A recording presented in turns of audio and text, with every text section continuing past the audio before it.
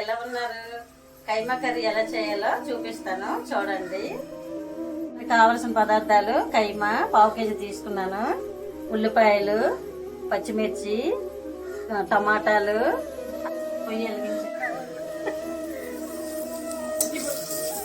మిర్చి, టమాటాలు వేసుకున్నాను.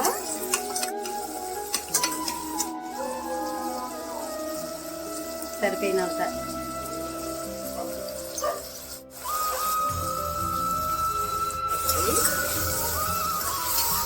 చేసే పద్ధతిలో కొద్దిగా మీరు కూడా చేసుకుంటే పాతకాలం వంటలు మీకు కొన్ని తెలుస్తాయి.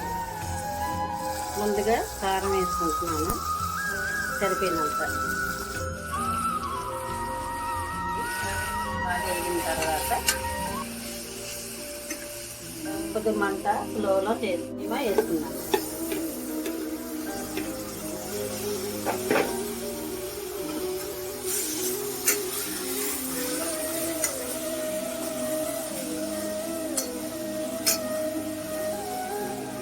మొత్తం మసాలాలన్నీ కలిసినట్టు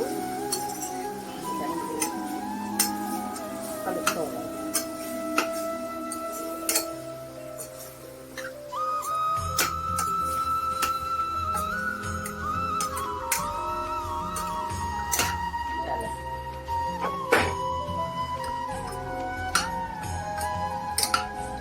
చూడండి, దగ్గరికి వస్తుంది, కూర అవుతుంది.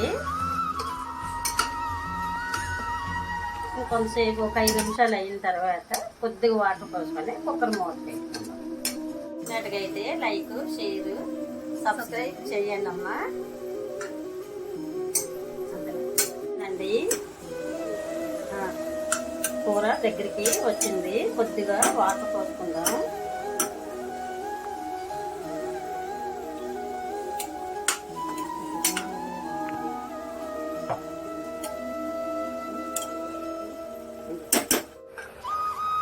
కొద్దిగా కరివేపాకు వేసుకున్నాను.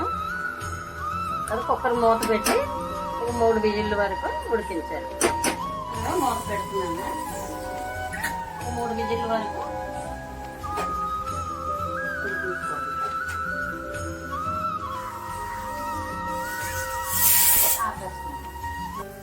లోపల ఒక చిన్న కథ చెప్తాను. మా తల్లిదండ్రులు చెప్పేవారు. ఆ కథ ఇప్పుడు మీకు చెప్తున్నాను. ములంకాయ అంత ముసలమ్మ ఉండేది. ములంకాయ అంత ముసలమ్మ దగ్గర వంకాయ అంత వజ్రం ఉండేది. వంకాయ అంత వజ్రం బీరకాయ అంత బీరువాలో పెట్టేది. బీరకాయ అంత బీరువాకి తాటికాయ అంత తాళం వేసింది. తాటికాయ అంత తాళం వేయడం దొండకాయ అంత దొంగడు చూశాడు. దొండకాయ అంత దొంగడు తాటికాయ అంత తాళాన్ని పగలగొట్టాడు. పగలగొట్టి వంకాయ అంత వజ్రం పట్టుకొని వెళ్ళిపోయాడు. వంకాయ అంత వజ్రం పట్టుకొని ములంకాయ అంత ముసలమ్మ పొట్లకాయ అంత పోలీసు దగ్గరికి వెళ్ళింది. పొట్లకాయంత పోలీసు జీడికాయంత జీప్ వేసుకొని వెళ్ళి దొండకాయంత దొంగని పట్టుకున్నాడు. దొండకాయ దొంగడి దగ్గర నుండి వంకాయంత వజ్రాన్ని తీసుకొని ములంకాడ ముసలమ్మకి ఇచ్చేసారు. పూర్వం ప్రజలు తగ్గింది అని చూసి ఓపెన్ చేసి చూద్దాం. మళ్ళా స్టవ్ వెలిగించుకొని కూరని ఒకసారి కలుపుకొని ఈ వాటర్ అంతా కొద్దిగా ఇంకిన వరకు చూసుకోవాలి.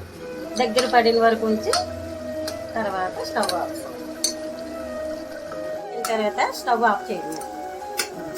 ఉప్పు సరిపోయిందో లేదో చూసుకొని మీకు సరిపోయినంత ఉప్పు తీసుకోండి. కూర దగ్గరికి వచ్చింది, ఇప్పుడు స్టవ్ ఆఫ్ చేసుకుందాం. కూర స్టవ్ ఆఫ్ చేసాం కాబట్టి ఆ కూర నేను ఉండేటట్లు మీరు కూడా తయారు చేయండి. కూర ఎలాగొచ్చిందో నాకు కామెంట్స్